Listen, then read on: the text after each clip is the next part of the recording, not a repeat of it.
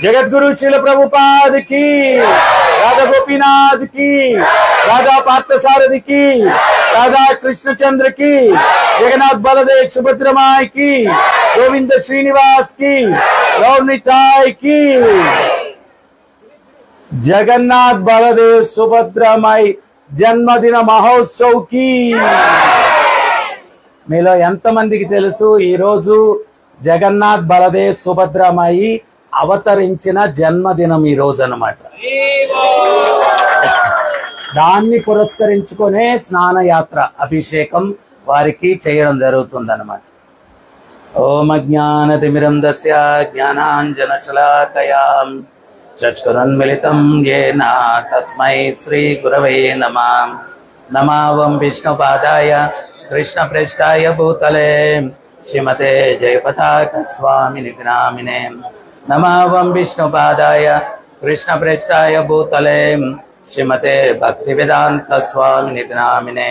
नमस्ते सारस्वती देवं गौरवाणी प्रचारिणे निर्विशेष शून्यवादी अद्वैत देशकारिणे.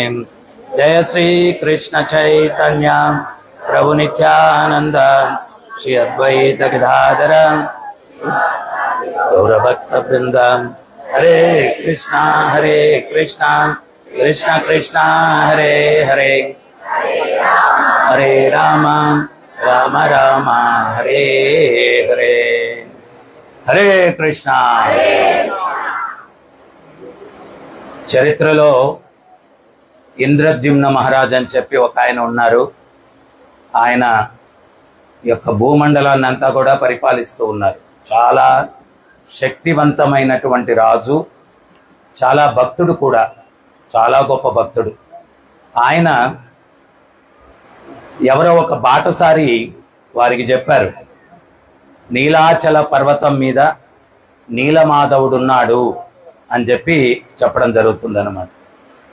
అయితే ఆ నీలమాధవుణ్ణి దర్శించాలా అని చెప్పి ఇంద్రద్యుమ్న మహారాజు అది ఆ నీలాచల పర్వతం ఎక్కడ ఉందో తెలుసుకొని రమ్మని చెప్పి తన యొక్క బ్రాహ్మణులలో శ్రేష్ఠుడైనటువంటి విద్యాపతి అన్నటువంటి బ్రాహ్మణుణ్ణి పంపించడం జరుగుతుందన్నమాట.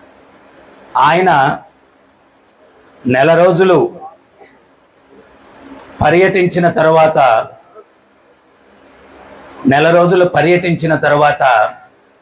ఆయన దగ్గర ఈ నీలాచల పర్వతం దగ్గరికి వెళ్ళడం జరుగుతుంది. అయితే ఆ నీలమాధవుణ్ణి చాలా చాలా రహస్యంగా పూజిస్తూ ఉంటారు. ఎవరు పూజిస్తూ ఉంటారు అంటే శబర జాతికి చెందినవారు. వాళ్ళు మన మామూలుగా భగవంతుడు కుల వ్యవస్థ అది ఇదని వేరే వాళ్ళందరూ ఏలెత్తి చూపుతూ ఉంటారు. కానీ భక్తి అన్నటువంటిది ఉంటే భగవంతుడు ఏ కులము చూడడు, మతము చూడడు, లేకపోతే ఆ జాతి చూడడు. రామాయణంలో రాముల వారిని సేవించుకున్న వాళ్ళంతా ఎవరు? వానరాలు అన్నమాట. కోతులంటే అందరికీ చాలా తక్కువ ఇది. కానీ భగవంతుడు ఏమన్నా ఆ వానరాల నుంచి సేవ తీసుకోవడానికి ఏమన్నా సంశయించాడా, లేకపోతే జాతిని చూశాడా? భగవంతుడు చూసేది ఏ జీవిలో అయినా కానీ ఆ భక్తిని చూస్తాడు. ఆ భక్తి అనేటువంటిది ఉంటే ఎవరి యొక్క సేవనన్నా కానీ భగవంతుడు స్వీకరిస్తాడు. ఈ శబర జాతి పందులను మేపుకునేటువంటి జాతి అంట. అటువంటి జాతిలో ఉన్నటువంటి విశ్వాసు అనేటువంటి ఆ యొక్క శబర జాతి నాయకుడు ఆయన నీలమాధవుణ్ణి సేవించుకుంటూ ఉన్నాడు. ఈ యొక్క విద్యాధరుడు ఆయన మరి చాలా రహస్యంగా వెళ్లి పూజించుకుంటూ వస్తాడు. ఆయన ఎవరిని తీసుకెళ్ళడు. మరి ఎట్లబ్బా అని చెప్పి ఈయనేం చేశాడంటే బ్రాహ్మణ శ్రేష్ఠుడు ఆ విశ్వాసు యొక్క కుమార్తెను పెళ్లి చేసుకుంటాడు. పెళ్లి చేసుకొని అంటే ఇంతకు ముందు రోజుల్లో భగవత్ సేవ కోసం ఏ జిమ్నాస్టిక్స్ చేసేవాళ్ళు వీళ్ళంతా కూడా. స్వామి ప్రభుపాదుల వారు రష్యాలో ప్రచారం అనుమతించట్లేదు కమ్యూనిజం వల్ల. ప్రభుపాదుల వారు ఏం చేశారంటే 3 రోజులు ఉన్నారు. అక్కడికి వెళ్తే 3 రోజులు ఒక వ్యక్తితోటి మాట్లాడుతున్నారు. ఆ వ్యక్తితోటి మాట్లాడి కొంచెం బీజం వేసేసి వచ్చేశారు. మరి ఆయన ఈ ఉద్యమాన్ని ముందుకు తీసుకెళ్లాలంటే ఏం చేయాలా? ప్రభుపాదుల వారు అమెరికాకి తిరిగి వచ్చి ఒక మాతాజీకి రహస్యంగా ఒక బాధ్యత అప్పగించారు. ఏంటి అంటే ఆమె యూరోపియన్ అంట. అమెరికన్లకు వీసా దొరకదు కానీ యూరోపియన్లకు వీసా దొరుకుతుంది రష్యాకి. నువ్వు రష్యాకి వెళ్ళి ఈయన ఏ భక్తుడైతే 3 రోజులు ప్రచారం చేశాడో ఆయన నువ్వు పెళ్లి చేసేసుకోమన్నాడు. ఆయన ఎవరో తెలియదు, ఆయన ఎట్టుంటాడో తెలియదు, ఏమీ తెలియదు. ఆమె వెళ్ళిపోయి ఆయన పెళ్లి చేసేసుకునింది. పెళ్లి చేసుకునేసరికి ఏమైంది, ఆమె రష్యన్ సిటిజన్ అయిపోయింది. ఆమె నెలలో 15 రోజులు వచ్చి ఇక్కడ ప్రభుపాదులు ఆయన ప్రముఖ శిక్షల దగ్గర శిక్షణ పొందడము, మిగిలిన 15 రోజులు వెళ్ళి భర్తకి గురువు అయిపోయింది ఆమె. ఈమె నేర్చుకున్న కృష్ణతత్వం సనాతన ధర్మం అంతా కూడా భర్తకు ట్రైనింగ్ ఇచ్చి మళ్ళా వచ్చేసేది. ఈ భక్తులకు ఏమో అర్థం కాలేదు, ఈమె 15 రోజులు మిస్ అయిపోతే ఏం చేస్తుందా అని. తీరా చూస్తే ఆమె రష్యాకి వెళ్లి ఆ భక్తుడికి సాంగత్యం ఇచ్చి ఆయన్ని మంచి భక్తుడిని చేసి ఈ ఇద్దరు దంపతుల వల్లే రష్యాలో ప్రచారం సాగింది. వాళ్ళిద్దరిని జైళ్లలో పెట్టారు. ఆమె గర్భం కాలిస్తే ఆమె యొక్క కడుపు మీద బూటకాళ్లతో తన్ని గర్భస్రావం అయ్యేటట్టు చేశారు అక్కడ కమ్యూనిజం వల్ల. అవన్నీ తట్టుకొని వాళ్ళు నిలబడి ఆ ఇద్దరి వల్ల ఈ రోజు రష్యాలో కొన్ని లక్షల మంది కృష్ణ భక్తులు, కొన్ని వేల సెంటర్లు అక్కడ ఉన్నాయన్నమాట. సో ఇక్కడ కూడా ఈ విద్యాధరుడు ఆ యొక్క శబర జాతికి చెందినటువంటి ఈయన బ్రాహ్మణుడు, ఆమెమో పందుల్ని మేపుకునే ఆయన కుమార్తె. భగవంతుడి కోసం ఏం చూడట్లేదు, వాళ్ళు చేసేసుకున్నాడు, వివాహం చేసుకున్నాడు. తర్వాత కొన్ని రోజులు భార్యను బాగా చూసుకొని ఈయన భార్య దగ్గర అప్లికేషన్ పెట్టాడు. మీ నాన్నగారు ఎక్కడికి వెళ్తుంటారు రాత్రిపూట, గంధం గింధం పూలు గీలు అత్తర్లు అన్ని తీసుకొని వెళ్తాడే, ఎక్కడికి వెళ్తాడు అంటే అక్కడ నీలాచల పర్వతం మీద నీలమాధవుడు ఉన్నాడు, ఆయన్ని సేవించుకునేదానికి వెళ్తాడు మా తండ్రి గారు అంటే, ఆహా అవునా, నాకు కూడా దర్శనం చేయాలని ఉందే. ఈమె ఎవరిని తీసుకెళ్ళాడు మా నాన్నగారు, ఒంటరిగా వెళ్ళి సేవించుకొని వచ్చేస్తాడు. అప్పుడు చూడువే, అల్లుడికి ఇచ్చే విలువిదేనా, కుమారులు కూడా లేరు, రేపు మీ నాన్నగారు పోతే ఆ నీలమాధవుని నేనే సేవించుకోవాలి కదా, కొంచెం నువ్వేదో రికమెండేషన్ చేయొచ్చు కదా, ఆ మాత్రం భార్యగా నువ్వు నాకు ఆయన దర్శనం కల్పించకపోతే ఎట్లా. సో ఏదో కొంచెం ప్రిపేర్ చేశాడు. ఆమె వెళ్ళిపోయి నాన్నగారు మీ అల్లుడి గారికి ఒక కోరిక ఉందండి అని. ఏంటి ఆ కోరిక అన్నాడు. ఆ నీలమాధవుని దర్శించాలా అంట. ఏంటి నీలమాధవుని దర్శించడమా, అది కుదరదు అన్నాడు. అంటే అప్పుడు ఏమనింది, నాన్నగారు మీ అల్లుడు ఏమన్నా కట్నం అడిగాడా, ఏమన్నా బంగారు అడిగాడా, ఏమన్నా ఆస్తులు అడిగాడా, ఏమీ లేదు కదా, పుట్టి పుణ్యానికి బ్రాహ్మణోత్తముడు నన్ను పెళ్లి చేసుకున్నాడు కదా, ఈ మాత్రం కొంచెం సహాయం చేయొచ్చు కదా అని చెప్పి ఈమె నాన్నగారిని బ్రెయిన్ వాష్ చేస్తే ఆయన చివరికి అంగీకరించాడు. తీసుకెళ్తాను, ఒక షరత్ అయితే. ఏంటి ఆ షరత్ అని, కళ్ళకు గంతలు కట్టి తీసుకెళ్తాను. మరి ఈయన మొదలే కొంచెం బ్రాహ్మణుడికి తెలివితేటలు ఎక్కువ ఉంటాయి కదా, సమాజానికే బుర్ర అన్నాడు బ్రాహ్మణుడు. సమాజం అన్న స్వరూపానికే బ్రాహ్మణుడు తల అన్నారు, క్షత్రియులు భుజస్కంధాలు అన్నారు, వైశ్యుడు ఉదరం అన్నారు, శూద్రులు పాదాలు అన్నారు. అంటే వాళ్ళు స్వభావం చేసే పనులను బట్టి అన్నారు కానీ పుట్టుకను బట్టి కాదనమాట. దాన్ని మళ్ళా గురుగారు చెప్పారంటే చూడండి కుల వ్యవస్థ వచ్చేసింది, ఏం చెప్పినా కష్టమే కలియుగంలో. కుల వ్యవస్థ లేదంటారు, ఇప్పుడు వరుసగా చెప్పాడు కులాల గురించి అంటారు. సో చతుర్వర్ణం మయా సృష్టం గుణకర్మ విభాగస్య, భగవంతుడు చెప్పాడు 4 వర్ణాలు నేనే సృష్టించాను, దేని బట్టి గుణకర్మ, గుణాలు చేసే పనులు. ఒప్పుకుంటే ఈయన కళ్ళకి గంతలు కట్టేశారు. ఈయనేం చేశాడు అంటే ఒక పెద్ద మూటలో ఆవాలు వేసుకున్నాడు, దానికి సన్న చిల్లు పెట్టుకున్నాడు. ఆయన కళ్ళకి గంతలు కట్టి తీసుకెళ్తూ ఉంటే ఆ ఆవాలు పోయినంత దూరం సన్నగా పడతా వస్తా ఉన్నాయి. ఆయన తీసుకెళ్లిపోతే ఆ నీలాచల పర్వతం మీద ఆ నీలమాధవుడు ఉన్నాడు అనమాట. ఆ నీలమాధవుడు ఎంత సుందరంగా ఉన్నాడంటే దర్శనం చేశారు. చక్కటి గంధముతోటి అన్నిటితోటి పూజలు అన్ని కూడా అయ్యాయన్నమాట. అన్ని అయిన తర్వాత ఈయన మళ్ళా గంతలు కట్టేసి దర్శనం అయిపోయిన తర్వాత తీసుకొని వచ్చేసాడు. ఈయనేం చేశాడు, వచ్చింది రాగానే ఈయన చెప్పాడు, రాజు నాకు కొంచెం సెలవు కావాలండి మామగారు, నేను కొంచెం ట్రిప్ పోయి రావాలా, ఇక్కడే మీ అమ్మాయితోటి నేను కాలక్షేపం చేసింది అయిపోయింది, కొంచెం లీవ్ కావాలి నాకు అన్నాడు. సరేనని చెప్పి లీవ్ లెటర్ ఇచ్చేసి ఈయనేం చేశాడు, నేరుగా ఇంద్రద్యుమ్న మహారాజు దగ్గరికి వెళ్ళిపోయాడు. స్వామి, నీలమాధవుడి దర్శనం అయింది, అద్భుతం, పరమాద్భుతం అని చెప్పి, అయితే నీలమాధవుడి దర్శనం ఈయన చేయటం వల్ల నీలమాధవుడు ఏంటి అంటే ఆయన అదృశ్యం అయిపోయాడు. ఈ యొక్క అదృశ్యం అయిపోయి ఈయన ఈ యొక్క విశ్వాసకు చెప్పాడు, నేను వెళ్ళిపోతున్నాను, అయితే కలత చెందాల్సిన అవసరం లేదు.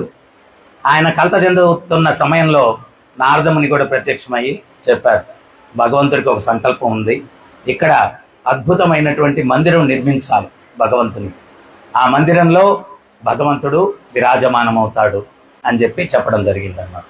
అప్పుడు ఇంద్రద్యుమ్న మహారాజు కూడా వచ్చారు. వస్తే అక్కడ నీలమాధవుడు లేడు, సో అక్కడ మందిరం నిర్మించాలా అన్నారు. బ్రహ్మాండమైనటువంటి పూరికి ఎంతమంది వెళ్ళారు దర్శనానికి? మందిరం ఎట్టుంటుంది?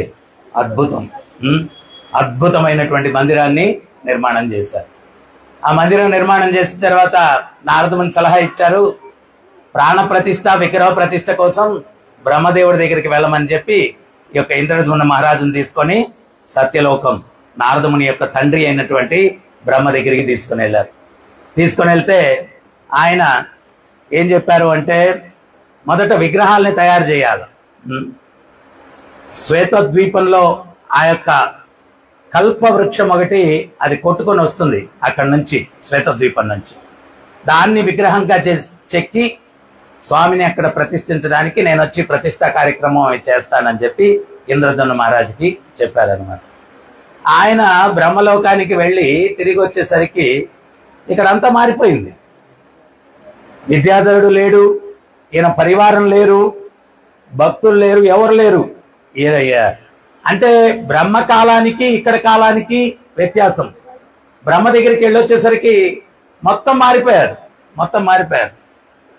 ఈ మారిపోయారు అనే దానికి నాకు ఒకటి గుర్తొస్తుంది. ఈ మందిరం నిర్మాణం అయిపోయిన తర్వాత అనంతపూర్లో మందిరం నిర్మాణం చేయాలని అందరం అక్కడికి వెళ్ళాం. లక్ష్మి పుట్టి 3-4 నెలల్లో ఏమో వదిలేసి వెళ్ళిపోయినా 6 నెలలు అయింది తిరిగి వచ్చేసరికి.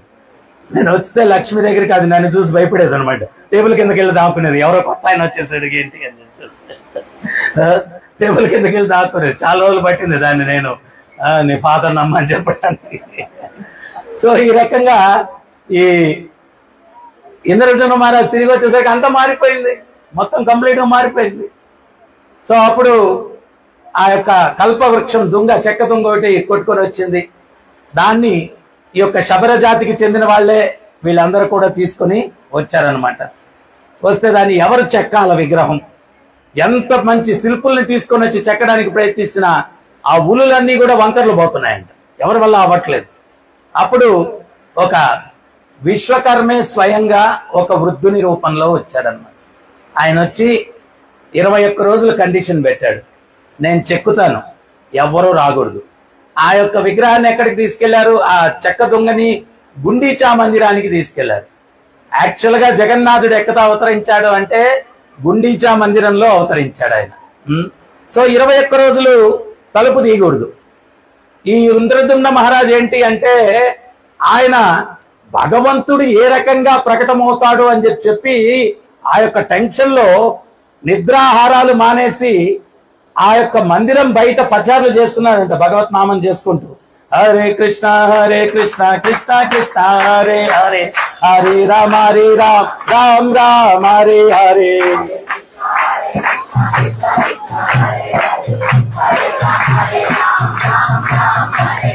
హరే కృష్ణ కృష్ణ కృష్ణ హరే హరే, హరే రామ రామ హరే హరే.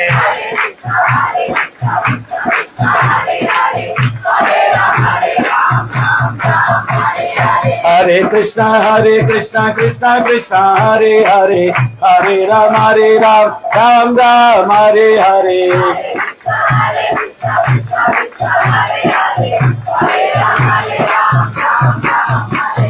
హరే కృష్ణ కృష్ణ కృష్ణ హరే హరే, హరే రామ రామ హరే హరే.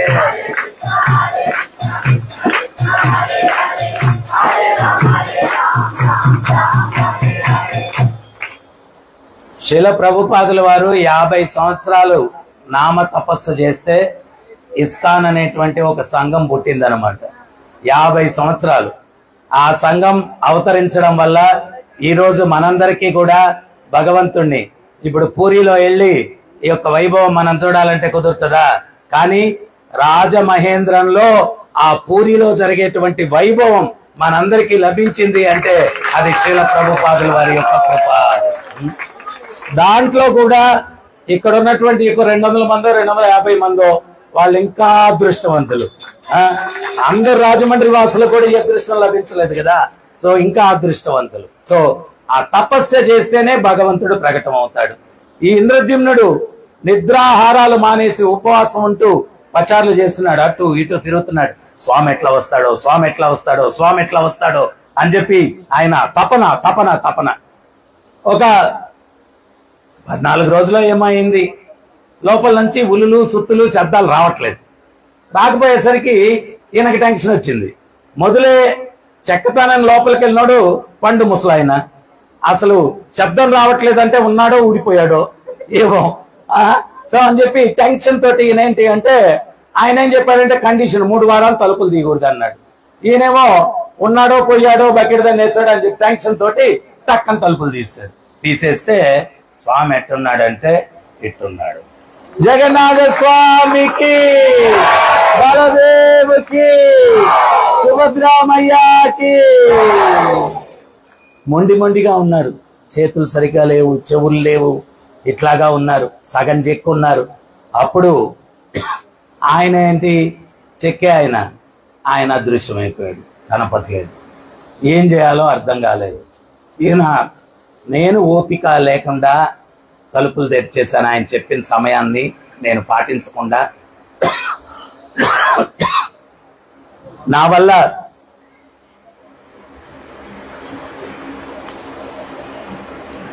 వల్ల ఇంత ఘోరం జరిగిపోయింది, ఏం చేయాలా. అప్పుడు మన నారదముల వారు వచ్చారు.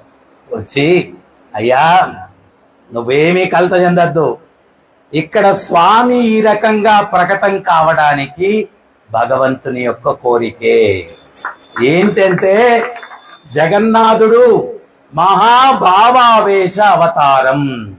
మహాభావావేశం, భావానికి గురి అయినప్పుడు సైన్స్ కూడా చెప్తుంది శరీరం కుదించుకున్న పోతుందంట, లేకపోతే పొడవన్నా అయిపోతుందంట.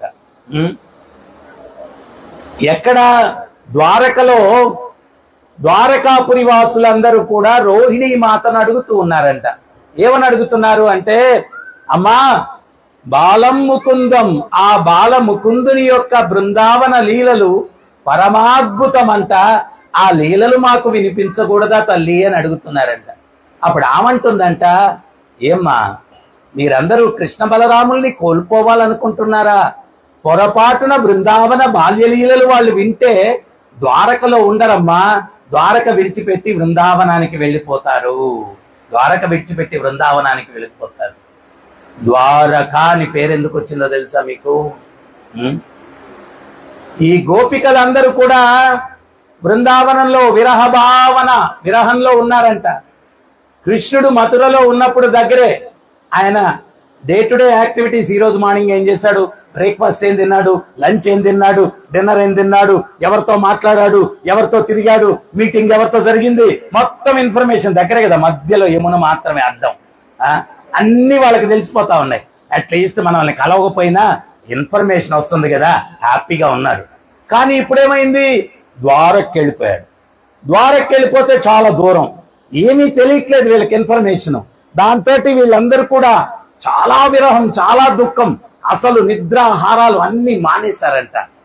ఏం భుజించట్లేదు. ఎందువల్లంటే భగవద్భక్తులకి ఏంటి అంటే, మనకు ఏ రోజు అయ్యా నువ్వు జపం బాగా చేసావు, ఈ రోజు సెలవు తీసుకో, జపం చేయకుండా అని ఎవరు చెప్తారా, ఆపేద్దామని మనం ఉంటాం. సేవ బాగా చేసావు, ఈ 1-2 రోజులు సేవ లేదులే, కూర్చో నువ్వు ప్రశాంతం అని ఎవరు చెప్తారా అని వెయిట్ చేస్తా ఉంటాం. కానీ నిజమైన భక్తులు ఏంటి అంటే జపం చేయకుండా ఉండలేరు, సేవ చేయకుండా ఉండలేరు, కృష్ణుని యొక్క లీలలు వినకుండా ఉండలేరు. నిజమైన భక్తులు అదేనమాట. సో వీళ్ళకేంటి అంటే కృష్ణుని యొక్క ఇన్ఫర్మేషన్ లేదు, వాళ్ళు ఇంకా ప్రాణత్యాగానికి సిద్ధమైపోయారంట. అప్పుడు పౌర్ణమసి తోటి ఆమె యోగమాయ, ఆమెతోటి కృష్ణుడు చెప్పాడంట, ఉన్న బలంగా రాత్రికి రాత్రి బృందావనంలో ఉన్నటువంటి వ్రజ గోపికలందరినీ కూడా ద్వారకకు తీసుకొని వచ్చేయాలా అని ఆదేశించారంట. వాళ్ళందరూ బృందావనంలో పడుకున్నారు. నిద్ర ఉదయంతో బ్రహ్మముహూర్తంలో లేచేసరికి వాళ్ళందరూ ద్వారకలో ఉన్నారు. గోపికలందరూ కూడా ద్వారకలో ఉన్నారు. సో ద్వారకలో ఉండి వాళ్ళని ఒక పెద్ద భవంతిలో పెట్టేసిందంట ఈ పూర్ణమసి. ఆ భవంతిలో పెట్టేసేసరికి వాళ్ళు ఉదయంతో లేచి కళ్ళు తెరిచారు. అంత చీకటిగా ఉంది. వాళ్ళకేం అర్థం కాలేదు. ద్వార్ కిదర్ హై, ద్వార్ కిదర్ హై, ద్వారం ఎక్కడుంది, ద్వారం ఎక్కడుంది అని బ్రజవాసులో అడిగారంట. ఆ ద్వారం ఎక్కడుంది, ద్వారం ఎక్కడుంది అనేది ద్వారకా అని పేరు వచ్చిందంట. ద్వారకా అని పేరు వచ్చిందంట. అట్లా ద్వారకకి పేరు వచ్చింది. సో వాళ్ళందరూ కూడా అడుగుతూ ఉన్నారు ఏమని అంటే, ఆ బాలముకుందుని బృందావన లీలలు, బాల్య లీలలు చాలా అద్భుతం అంట కదమ్మా, అవి చెప్పు అంటే ఏమంటుంది, పొరపాటున వాళ్ళ చెవులో పడ్డాయంటే, కృష్ణ బలరాముల చెవుల్లో. ఏంటి వాళ్ళ లీలలే. వాళ్ళు ఏంటి అంటే, ఏదో జాగ్రత్తగా మేము వాళ్ళని ఇక్కడ పట్టి పెట్టుకొని ఉన్నాం, ఆయన్ని మేము ఇంత జాగ్రత్తగా చూసుకున్న రుక్మిణి అంటుంది, ఏం స్వామి మా సేవలు అంత సంతృప్తిగా లేవదా, ఉన్నట్టుండి ఇంత కష్టపడి ఉదయం నుంచి సాయంత్రం దాకా సేవ చేస్తూ ఉంటే మధ్య మధ్యలో రాధే రాధే రాధే అంటావేంటి స్వామి, మేము చేసే సేవలు అంత బాగలేవంటయ్యా అంటుంది రుక్మిణి. సో వాళ్ళు చాలా కష్టం మీద ఇక్కడ బంధించి పెట్టున్నాం, పొరపాటున ఈ కృష్ణ లీలలు బాల్య లీలలు విన్నారంటే వాళ్ళు బృందావనానికి వెళ్ళిపోతారు, సమయం వచ్చినప్పుడు చెప్తాననిందంట. ఒకసారి కృష్ణ బలరాములు బయటికి వెళ్ళిపోయారు. అప్పుడు ద్వారకాపురి వాసులందరూ కూడా ఒక పెద్ద గోశాలలో కలిశారంట. అక్కడ రోహిణి మాత బలరాముని యొక్క తల్లి, ఆమె వాళ్ళకి కృష్ణ లీలలు చెప్తూ ఉంది. చెప్తూ ఉంటే ఎట్లా ఉన్నాయంటే, అంటే మనమే మామూలుగా ఏదో కృష్ణుడి లీలలు చెప్పుకుంటే ఎంతో మధురంగా ఉంటాయి. అటువంటిది ఆ రోహిణీ మాత ఆమె స్వయంగా చెప్తూ ఉంది అంటే కృష్ణ లీలలు ఎంత అద్భుతంగా ఉండి ఉంటాయో ఊహించుకోండి. స్తంభించిపోయింది సమయం, వాళ్ళకేం తెలియట్లేదు.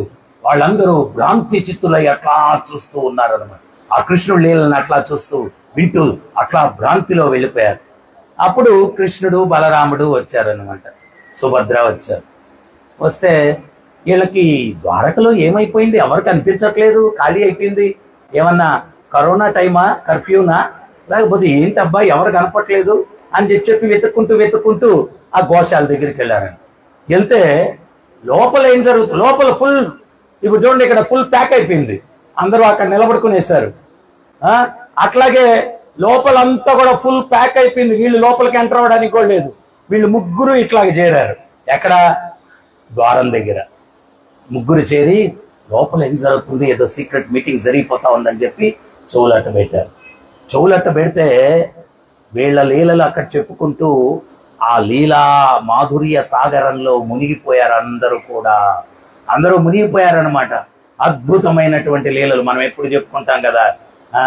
యశోదమ్మ ఒక గోపిక వెళ్ళి తన కుమారుణ్ణి కడుపు నిండా పాలు తాగిచ్చి వాడిని పనుకోబెట్టి వంట చేసుకునేదానికి వంట గదిలోకి వెళ్ళింది. కృష్ణుడు, బలరాముడు, గోపాలురు అందరు వెళ్ళారన్నమాట. వెళ్ళి చూశారు, వంటగదిలో ఆముంటే వెన్నెట్ట దొంగిలించాలా, మరేం చెయ్యాలంటే వంటగదిలో నుంచి ఆమెను బయటికి రప్పించేయాలా. మరి అప్పుడు దానికి ఏం చేయాలా? కృష్ణుడు, మీరేం కలత చెందద్దు, నేను రప్పిస్తా అని వెళ్ళాడు. వెళ్ళి ఏం చేశాడు, వాడు పిల్లలోడు అప్పుడే పాలు శుభ్రంగా తాగేసి అని నిద్రపోతా ఉన్నాడు. కృష్ణుడు ఏం చేశాడు తెలుసా, వెళ్ళిపోయి వాడి గట్టిగా తొడ బెల్లం పెట్టాడు. వాడు ఏడుస్తా ఉంటే రుమాలు తీసుకొని మూతికి మీసం లాగా పెట్టుకొని వాడి ముఖం దగ్గరికి వెళ్ళిపోయి మీసం అటు పెట్టుకొని వాడు ఇంకా భయపడిపోయి గొక్క తిప్పుకొని ఏడుస్తా ఉన్నాడు. నా పిల్లవాడిని ఇప్పుడే కదా నిద్రలోనికి పోనిచ్చాను, ఏమైపోయింది వీడికి అని చెప్పి ఆ తల్లి వంటగదిలో నుంచి పరిగెత్తుకుంటా వచ్చేసరికి కృష్ణుడు, బలదేవుడు అందరు కూడా వెళ్ళిపోయారనమాట. వెళ్ళిపోయి ముగ్గురు మీద దొరికారు. వాళ్ళ మీద కృష్ణుడు ఎక్కాడు. వెన్నకొండకి కన్నం పెట్టారు. ఆ గోపికలకి యశోదమ్మ చెప్పేదంట, అందకుండా పెట్టుకోవచ్చు కదమ్మా ఉట్టిలంటే. అప్పుడు ఏమమ్మా నువ్వు అమాయకురాలుగా ఉన్నావు తల్లి, గర్గముని ఏం చెప్పాడు, సాక్షాత్తు నారాయణుడే నీ కడుపును పుట్టాడని చెప్పాడు. వామన్ రూపంలో వచ్చి 2 అడుగుల్లో ముల్లోకాలు ఆవహించేశాడు. ఇంత రూపంలో వచ్చాడు. ఆయన అనుకున్నాడు ముల్లోకాలు ఏలే నన్ను అడిగేది 2 అడుగులా 3 అడుగులా అన్నాడు. ఈయన సంగతి ఆయనకి తెలియదు, అమాయకుడు. నువ్వు కూడా అట్టే ఉన్నావు కదా తల్లి. 2 అడుగుల్లో ముల్లోకాలు ఆవహించగలిగినటువంటి వాడికి ఉట్టి ఎంత ఎత్తు మేం పెట్టుకున్నా ఉపయోగం ఏముంది? ఒక్కోసారి ఎత్తు కూడా కట్టేవాళ్ళంట. ఈయన ఏం చేసేవాడు తెలుసా? మంచి గోళీ లాంటి రాయి ఒకటి తీసుకొని పట్టని కొట్టేవాడంట. దానికి కన్నం పెడితే గోపాలరికి అందరికి చెప్పి, దోశలు పెట్టుకొని తాగండి రా, కొళాయిలోంచి కారుతున్నాయి వెన్నా అనేవాడంట. కొళాయి తిప్పుకుంటే కారినట్టు నీళ్లు కొళాయిలాగా కారుతున్నాయి, దోశలు పెట్టుకొని తాగండి అనేవాడంట. సో రకరకాలు భగవంతుడు, రకరకాల అలవాటు. వాళ్ళు కృష్ణుడు పట్టుకోవాలని తరుముకుంటూ వస్తే ఆయన పరిగెట్టుకుంటూ వచ్చేసి అమ్మ వెనకాల దాక్కొని కొంగుతోటి శుభ్రంగా మూతి తుడిచేసుకొని అమ్మాయికు వాళ్ళు వచ్చి, చూడు మా ఇంట్లో అంతా చిందరవందర చేసేసి వెన్నంతా దొంగతనం చేసేసి వెన్నందరికీ తినిపించేసి కోతులకు తినిపించి ఇల్లంతా గందరగోళం చేసేసి ఇప్పుడు వచ్చి నీ వెనకాల నీ కొంగుతో శుభ్రంగా మూతి తుడుచుకున్నాం అమాయకంగా నిలబడు. అప్పుడు కృష్ణుణ్ణి యశోదమ్మ అడుగుతుందంట, ఏరా నిజంగా వెన్న తిన్నావంటరా? అప్పుడు కృష్ణుడు బ్రజవాసులో చెప్తాడు, మయ్యా మై నహీ కాయా, మై నహీ కాయ, నేను తినలేదు. కానీ గోపికలకి ఆ సౌండ్ లో మళ్ళా మార్పులు అనమాట. యశోదమ్మకు ఒక సౌండ్ వినిపిస్తుంది, గోపికలకు ఒక సౌండ్ వినిపిస్తుంది. యశోదమ్మకేమో మై నహీ కాయా అనేది వినిపిస్తుంది, గోపికలకి ఏమి వినిపిస్తుంది అంటే మై నహీ కాయా, నేనే తిన్నాను. ఏంటంట? ఏంటి? ఎప్పుడైతే మై నహీ కాయా అని శబ్దం యశోదమ్మ చెవులో పడుతుందో కృష్ణుని ముఖం చూడటం ఆపేసి గోపిక చూసావా వాడు చెప్తున్నాడా నేను తినలేదు అని చెప్పి అంటే అప్పుడు యశోదమ్మ ఎప్పుడైతే ముఖం అటు తిప్పుతుందో అప్పుడు కృష్ణుడు మై నహీ కాయా ఎక్కిరించడం గోపికల్ని. సో ఇంకోసారి చెప్పరా కన్నయ్య అంటే ఎన్నిసార్లు చెప్పినా అంతే, ఆమె కోసం ఉంది వీళ్ళ కోసం ఉంది. ఒక్కోసారి ముద్దుర్చుకోవడం మర్చిపోయేవాడంట. అప్పుడు ముద్దుర్చుకోవడం వెన్నంతా మూతికి ఆంజనేయుల స్వామికి ఎర్రగా ఉన్నట్టు మూతి అంతా వెన్న అట్టా వచ్చేసి నిలబడుకునేవాడు. నిలబడుకుంటే వాళ్ళు చూడు వెన్న తిని వచ్చాడు, కావాలంటే వాడి మూతికొని చూడండి. అప్పుడు యశోదమ్మ అడుగుతుందంట, నిజమే కదా నీ మూతికంతా వెన్నుందిరా నేను చూడలేదు అంటే, అమ్మా వీళ్ళు ఎంత దుర్మార్గులో తెలుసావే, నీ ముందు నన్ను దోషగా నిలబెట్టడానికి 2 చేతులు ఎంత నొప్పికున్నాయో వెనక్కి ఇట్లా విరిచి పట్టేశారే, 2 విరిచి వెనకాల నా చేతులు పట్టేస్తే ఇంకో గోపికి వచ్చి మూతంతా వెన్న పూసి తరువేరేనా, చాలా దుర్మార్గులు ఈ గోపికలు, నా మీద కచ్చగట్టారే. యశోదమ్మ వాడిని చూస్తే ఇంత పని చేయాల్సినటువంటి ఇది ఉందా మీకు? అసలు బుద్ధి ఉందా? అమాయకమైన నా పిల్లవాడి మీద ఇంత కక్ష పొందుతారంటే మీరు అని చెప్పి పొండి వాడి ముఖం చూస్తే ముద్దు పెట్టుకోవాలనేది పోనిచ్చి కొండెములు చెప్తారా, పొండిక్కడి నుంచి అంటారు అనుకుంటున్నాను. రెడ్ హ్యాండెడ్ గా పట్టుకుంటే శిక్షిస్తాను కానీ ఇటువంటి కుట్రలు పనితే నా బిడ్డ మీద అని. వీళ్ళందరూ అవునవునులే ఎవరు బిడ్డడు వాడు కట్టాకే ఉంటారు. అమాయకుడు అంట, అమాయకుడు తెలుస్తుంది. ఒక్కరోజు ఎట్టో దాచిపెట్టుకుంటాం కుండలన్నీ కూడా. ఏం చేస్తాడో తెలుసా? ఏమీ దొరకలేదని చెప్పి 1 పోసేసి వచ్చేస్తాడు. ఏం అమాయకుడు అంటారు. ఇల్లంతా శుభ్రంగా అలికి పేడతోటి మేము శుభ్రం చేసుకొని ఉంటే ఇల్లంతా 1 పోసేసి వచ్చేస్తాడు. ఏం అమాయకుడు నీ బిడ్డడు? అమాయకుడు అంట, అమాయకుడు. సరేలే రెడ్ హ్యాండెడ్ గా పట్టుకోమన్నావుగా, పట్టుకుంటాం అని చెప్పి మేము బయలుదేరాడు. సో మీ అందరికి తెలిసిందే, ఒక ఆమెమో తలుపులకు గంటలు కట్టింది, చక్రవులకు గంటలు కట్టింది, ఉట్టికి గంటలు కట్టింది. కృష్ణుడు వచ్చాడు. ఆ ఉద్దేశం ఏంటి అంటే గంటలు మోగితే వచ్చి పట్టేసుకోవాలనే. కృష్ణుడిని దొరుకుతాడా? కృష్ణుడిని పట్టుకోగలిగిన వాళ్ళు ఎవరన్నా ఉన్నారా? లేరండి, ఎవరి వల్ల కాదు. ఆయన అనుమతి ఇస్తే పట్టుకోగలం అంతే. ఉదయం చెప్తున్న ప్రవచనంలో గరుత్మంతుడు అనుకున్నాడంట, నేను లేకపోతే అసలు ప్రయాణమే చేయలేడు స్వామి అనుకున్నాడంట.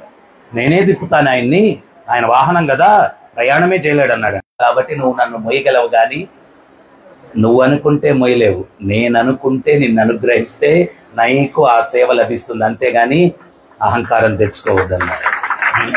అహంకారం ఆయన ఎవరు బంధించలేరు, భగవంతుడు ఎవరు బంధించలేరు. ఆమె ఆ గంటలన్నీ కూడా కట్టేసింది. గంటలు కట్టేస్తే మోగలేదు. ఆ చెక్క రోలు తీసుకెళ్లి అక్కడ పెట్టాడు, గంటలు మోగలేదు.